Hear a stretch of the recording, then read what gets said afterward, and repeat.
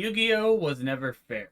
This is a bold statement to make, and I know that because people have fond memories of old formats and old things. But Yu-Gi-Oh was never fair at the competitive level.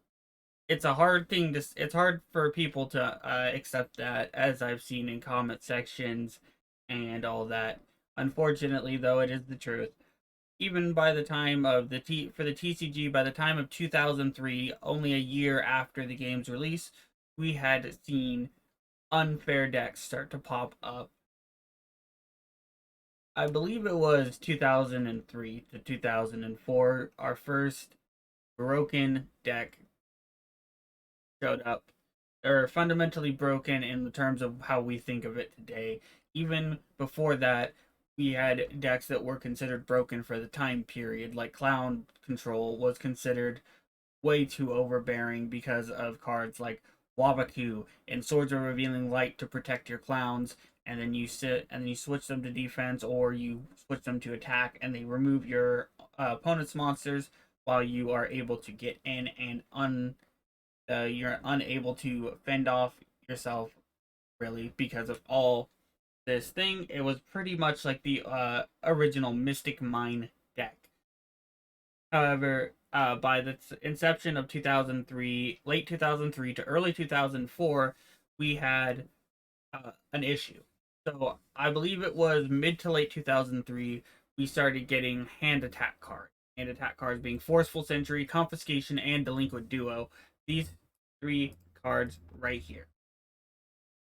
Which meant on your turn one, if you opened up two Delinquent Duos, a Forceful Sentry, and then and just one monster, there was a high chance that you were winning that game.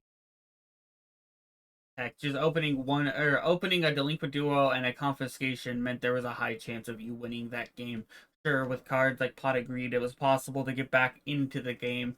However, the issue is with Confiscation, they were taking your Pot of Greed. They were taking your draw spells to get you out, that were going to get you out of this situation. They were taking your best cards.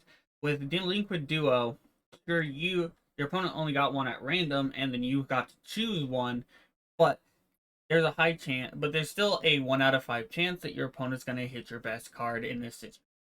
And then not even that long after the Delinquent Duo hand loop, we also saw rise to Yata-Garasu.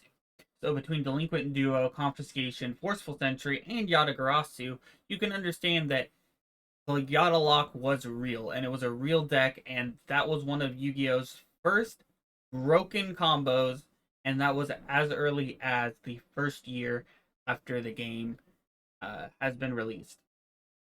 The second point I'm going to bring up is the second format that people, for even right after that is right after even after we got the first ban list, there was still broken cards. Chaos was still running rampant, even with Chaos Emperor Dragon banned. Blackluster Soldier Envoy at the beginning was way too powerful for the time period and allowed people to just OTK out of nowhere and just run over people. Not to mention, we had too many powerful DM staples that people still complain about to this day. By the time 2006 rolled around, and Konami had hit a lot of the decks, is where GOAT format was. However, GOAT format was no exception to these broken things, as GOAT Control, while it is considered a skilled format and a skilled deck to pilot, GOAT Control is the Mystic Mine of that set. It was very controlling, very stally, even though it lost to Chaos or Warrior Beatdown and Warrior Toolbox. It was still a very powerful deck, nonetheless. And GOAT format is more of a rock paper scissors match than people realize. People often credit as GOAT format as being this great format, but it is not. It is not a great format, and it is very, very rock paper scissors. After GOAT format, it was the introduction of Cyber Dragon, and Cyber Dragon, it was a very powerful card. And GOAT format ended, we got Reaper format, and Reaper format was very similar in the fact that, Spirit Reaper would hold it off the line, Cyber Dragon would summon itself for free. Yu-Gi-Oh! Power creep was out of control. Yu-Gi-Oh's power creep has always been out of control. It's hard from the first set. Are if we go from LOB to Metal Raiders, for example, we got insane power creep. As we had 1550 was our highest base attack in LOB, and in Metal Raiders, the highest base attack was an 1800 attack monster that you could normal summon. In LOB and stuff like that, we would have to tribute summon to get something similar. That's just how the game was. Power creep has always existed in Yu-Gi-Oh! And will always exist in Yu-Gi-Oh! The game has always been the game has more or less been, it's just been in different ways, break my board. However, people played around it a little bit better a little bit more back in the day and played more reserved because the break my boards were spells and traps, much like Eldritch is today. So people would play Heavy Storm and Feather Duster and stuff like that. And everybody was main decking their one copy of MST after a while because that got limited. And then also their copies of Dust Tornado as well. People were main decking Spell and Trap Hate because the spell and traps were so powerful and people were running what is essentially, for the time period, not quite, as we know it today, but quite like Eldritch and a Floodgate, the deck, even though, Floodgates, they don't, it's a different style of control where it just stops you from playing, and it's very easy for one person to swing momentum. We're going to fast forward to 2000 to later on in the GX era. We had Gladiator Beast, which came out and they wrecked everything, and it was a tier 0 format. Gladiator Beast ended up getting hit on the ban list, and then next thing we knew, we had Plant Synchro and stuff like that.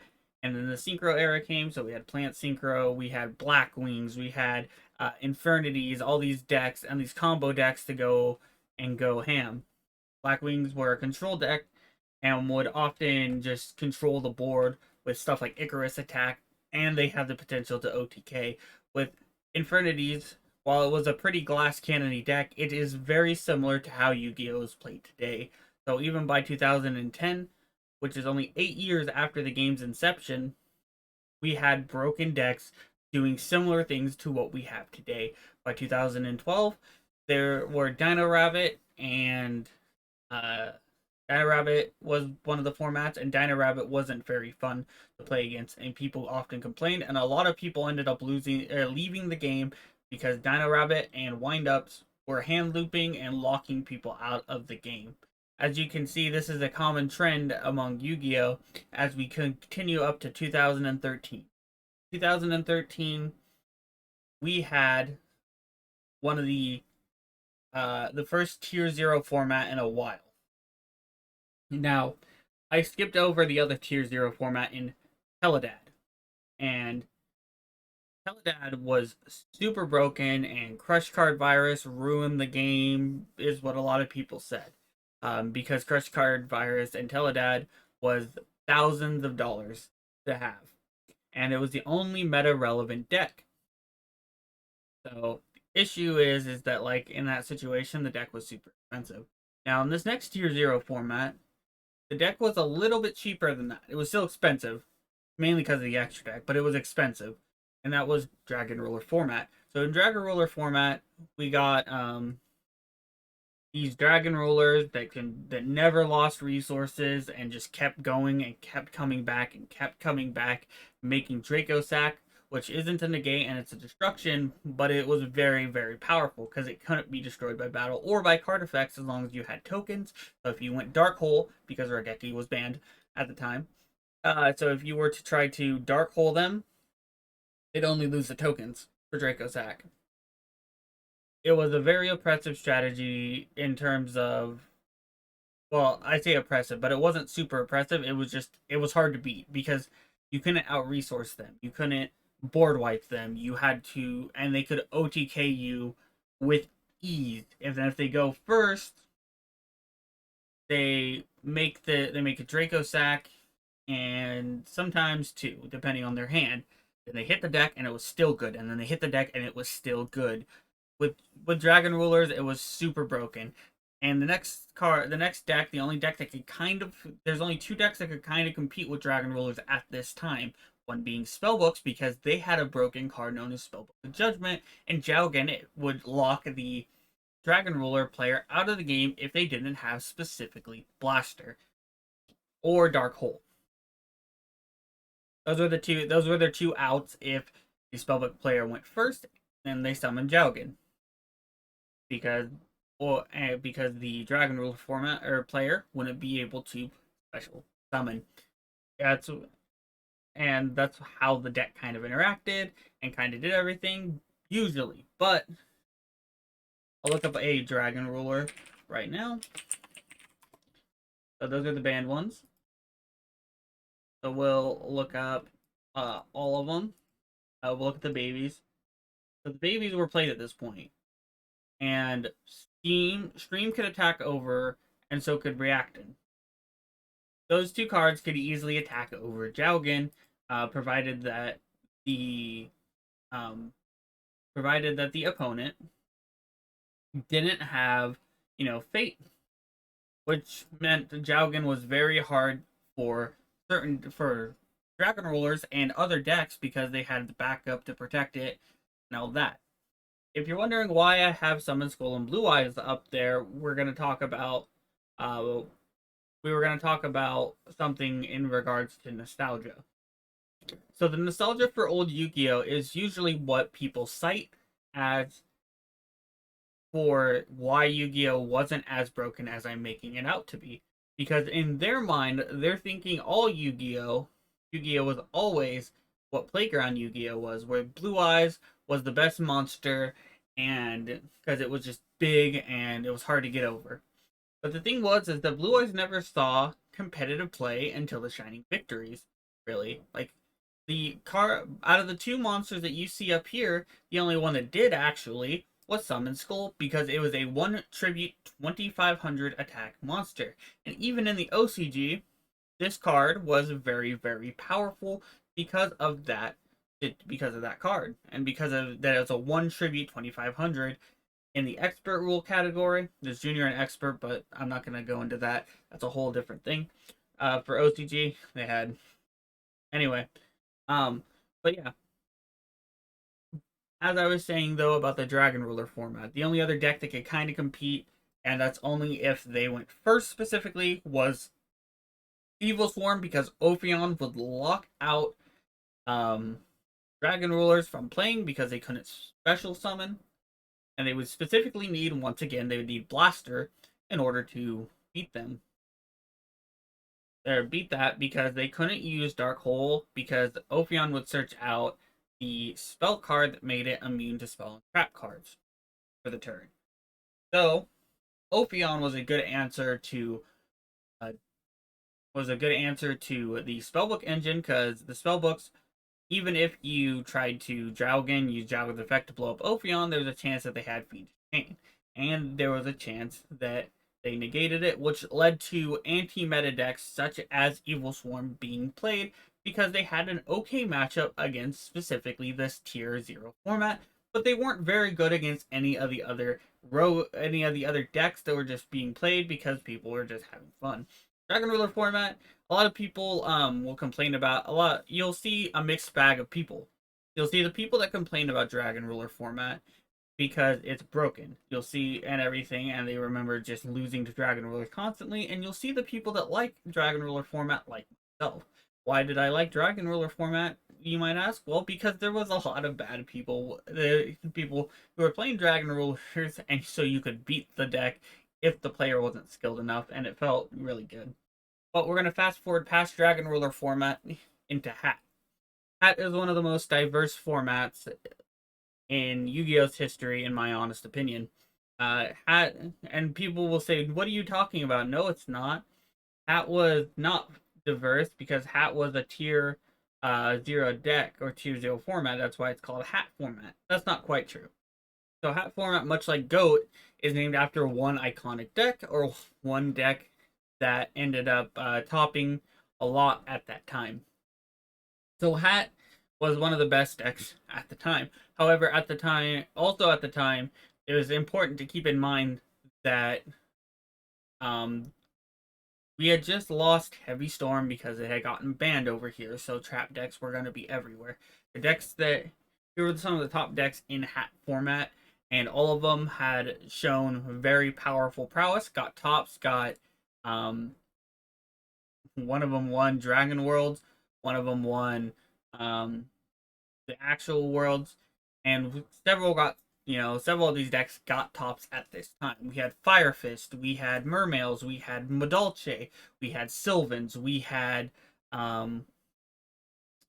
Abusians, we had alright, named Madolche. And then the deck that won, we had obviously Hat, and we had Infernoids. So these are all, and Harpies actually, all these decks were played at this time and had some competitive success. Dragon Rulers at this point were at 1, so another one of these popular decks that I didn't mention were called the Mythic Rulers. So there was still a Dragon Ruler running around, and then Spellbooks had fallen to tier 2 because they lost Judgment, and Fate had also gotten hit at this point. So, with that format, it became obvious that, like, the game is still quote-unquote broken in certain ways, as Infernoids could combo off and lock you out of the game. If Hat had the right trap cards, you weren't summoning a monster, really, and stuff like that. And even if you could summon a monster, a lot of the time, the hands, Ice Hand and Fire Hand, would destroy a monster and float into the next one. And there were people actually calling for those cards to get banned because they found them unfair and they found Hat an unfun deck to play versus. However, by the next format, we got Duelist Alliance, and then it became this stun format, and we had this stun format for for almost a whole year, even maybe over a year. As in this format, we had Stellar Knights negating everything you did. We had Shadal's floodgating you out. We had Burning Abyss playing a bunch of trap cards at this time. A lot of them didn't even play spell cards. They just played traps because it was the more powerful option. So everybody was playing triple vanities, and because everybody was playing triple vanities, everybody was playing triple MST or Mystical Space Typhoon because that's how it was. Next set comes along, and we get Cleaforts. And Cleaforts are a deck that runs Skill Drain and Floodgates and such like that, and you can get around vanities and stuff like that. And vanities helps lock out people as well. So next up, and then roll into a deck that took a while for Steam. Took a while for it to catch steam over here because with things like vanities and stuff like that, we have the Infernoids. Now, Infernoids would take a back seat for now, but Infernoids would eventually become this super meta contender and a powerful deck in its own right. Then we got another stun deck that popped up in Yosenju, and we got Necroz. Now, Necroz, if you don't know, Necroz was considered another tier 0 format.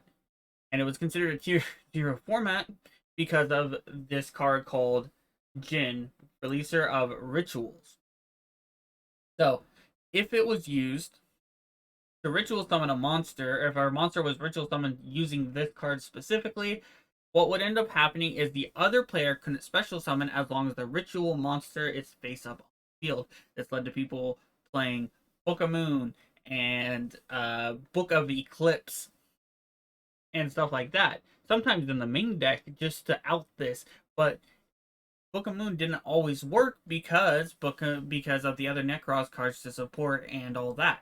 So it became this issue of locking people out of the game.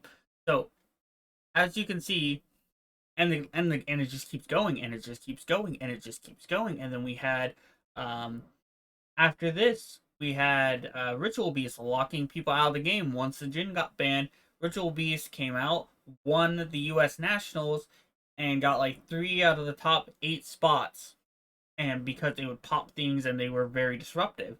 Then we move forward about a year, not even a year, and we uh, get Cosmos, and we get Kaijus, and we get these decks that can OTK really fast and kind of lock you out of playing things, and they out your monster for free, and stuff like that. And we get Monarch FTK, and we get one of the most broken decks probably ever to exist, called Pepe, or Performapal Pendulum Magician, or Performapal Performages, with the Dracos and stuff like that. It was pretty much just Pendulum. But what this deck is, because you could Pendulum summon 5 monsters back from your extra deck, because Link monsters and that rule didn't exist, the issue is that they would never lose card advantage as long as they had their scales. And even then, they would still go plus. A lot of times, I saw that deck go from 5 cards in hand to ending with 4 back row, or 4 back row, the 2 pendulum scales, because the scales setup and the field setup was different back then, like, and a board of monsters and negates. And if you somehow got rid of their board, they could do it all over again the next turn. And that's just what happened, unfortunately. So there has always been, and the cycle continued. There was a whole year pretty much of nothing but FTKs, a whole year of nothing but hand loops and stuff like that.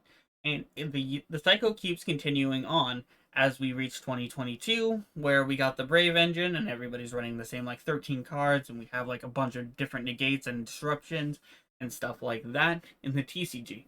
And in this format, we got Drytron, which is infinite negates pretty much with the Herald, and then we got Eldritch, which is like literally floodgate deck.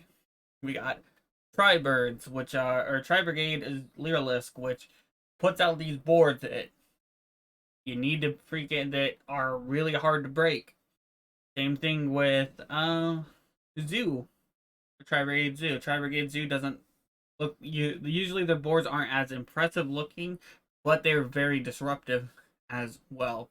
My point is being that Yu-Gi-Oh has always been a very broken game, and very misleading to what people remember, because the game was not really set a 2000 defense monster pass. That wasn't really a good thing to do. That's what casual players and little kids did. But from a competitive standpoint, setting a monster, unless it was Magician of Faith, or if you were time seal locking someone, it wasn't really a powerful enough strategy, and and stuff like that. But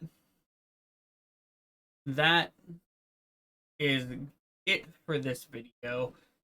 If you disagree with me, you can let me know in the comment section down below. But just know that I've played this game for a very, very long time, and even when I took a break from the game for like 6 years, I didn't keep up with it.